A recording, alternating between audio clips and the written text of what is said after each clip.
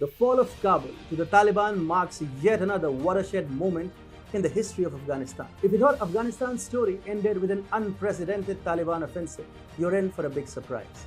A lot can still happen in Afghanistan, and with countries like Tajikistan and Russia getting involved, it seems that if the Taliban can't be defeated, Afghanistan might itself get divided into two countries. What this will result in is the collapse of the Pakistan-Taliban nexus. One should not be surprised if India too backs such a plan. I'm Will.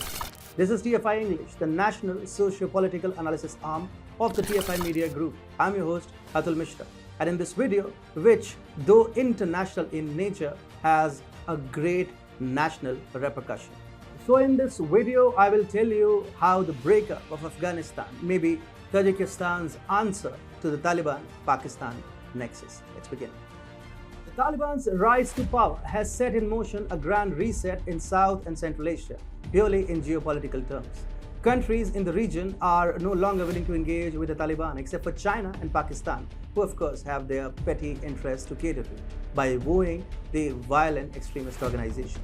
Now, Afghanistan is among the most diverse countries in the world, which only further exacerbates its societal fault lines.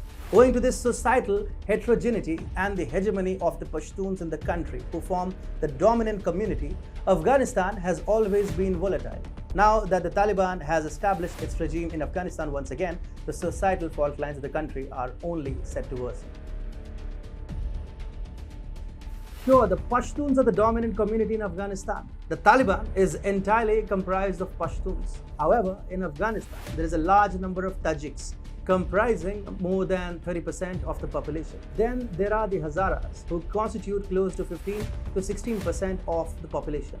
There are also the Baloch, Uzbeks, Imaks, and others. Meanwhile, the British-era division of the region was carried out in such a way that Pashtuns got divided between Pakistan and Afghanistan. Still, Pashtuns constitute the majority in Afghanistan. Nonetheless, there exists a palpable conflict between the Taliban and the Pakistan over the Durand Line, which is the de facto Afghan-Pakistan boundary. While Pakistan and the Taliban are madly embracing each other right now, Tajikistan and Russia, and perhaps even other Central Asian countries, may be looking to break up Afghanistan to free Tajiks, Uzbeks, and other minorities from Taliban's rule. A master plan is at work.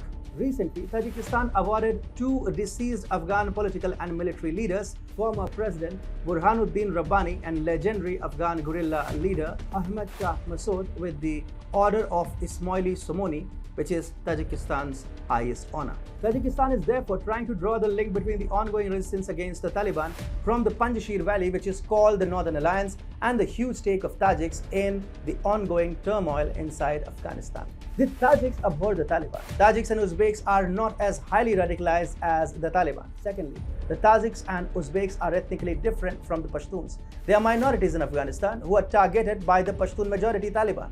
And therefore, it is very natural for both the Tajiks and the Uzbeks to feel insecure under the rule of a Pashtun-dominated group, that is the Taliban. The ethnic minorities of Afghanistan are concentrated mainly in the country's northern provinces. Thus, they have dominion over Afghanistan's northern area. And if they decide not to live under Talibani rule, there is nothing which the terror organization can do to force them to remain subservient. Sure, the Taliban might be registering temporary victories, but the reality is that Russia and Central Asian countries are looking to weaponize the sentiments of Afghan minority, especially Tajiks, against the Pashtun-comprised Taliban. For Tajiks and Uzbeks, the best case scenario would be to defeat the Taliban and establish a democratic government in Afghanistan that respects minority rights. However, such a turn of events seems quite unlikely. In the present circumstances, it makes a lot of sense for the Tajiks and the Uzbeks to seek a separate nation which is free from Taliban-led extremism. Both Tajikistan and Uzbekistan do feel an ethnic connection with Afghan minorities. Interestingly, Tajikistan claimed that Tajiks make up more than 46% of the Afghan population. Here, the number 46% is quite significant. What Dushanbe is doing is trying to raise the stakes of the Tajiks in the war-torn nation. Now, even Tajikistan understands that defeating the Taliban militarily isn't a cakewalk, so a practical solution is to disintegrate Afghanistan itself. Tajikistan is the leading country in helping the Northern Alliance fight against the Taliban. The Northern Alliance operates from Afghanistan's northern region, where most of the Uzbeks and Tajiks live. Meanwhile, there were reports about Tajikistan openly arming the resistance front, which is fighting against the Taliban.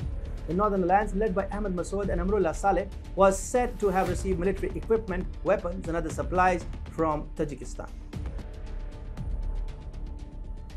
All Central Asian nations, alongside India and Russia, agree that the nexus between Pakistan and a Taliban-ruled Afghanistan is a security nightmare for Asia as a whole. Therefore, by carving out a non-Pashtun-dominated independent state out of Afghanistan's current northern provinces, Russia and its allies might be looking to make the Taliban thirsty for more land. The Taliban eyes Pakistan's provinces, including the NWFP, Balochistan and Khyber Pakhtunkhwa, for itself, as these house significant Pashtun populations. If the Taliban were to lose Afghanistan's northern provinces, it would have to expedite plans for taking over Pakistani territory to create a greater Pashtunistan. It is here that a romantic friendship between Pakistan and the Taliban will come to a screeching halt. Even if Afghanistan is not immediately broken up into two halves, the very perception of northern provinces forming a new independent nation will motivate the Taliban to compensate for potential losses by beginning to wage a campaign against Pakistan, whose sole purpose will be the liberation of the Pashtun land currently under Islamabad's control. A great geopolitical game is underway in Asia, and the future is hardly magnificent for either the Taliban or Pakistan.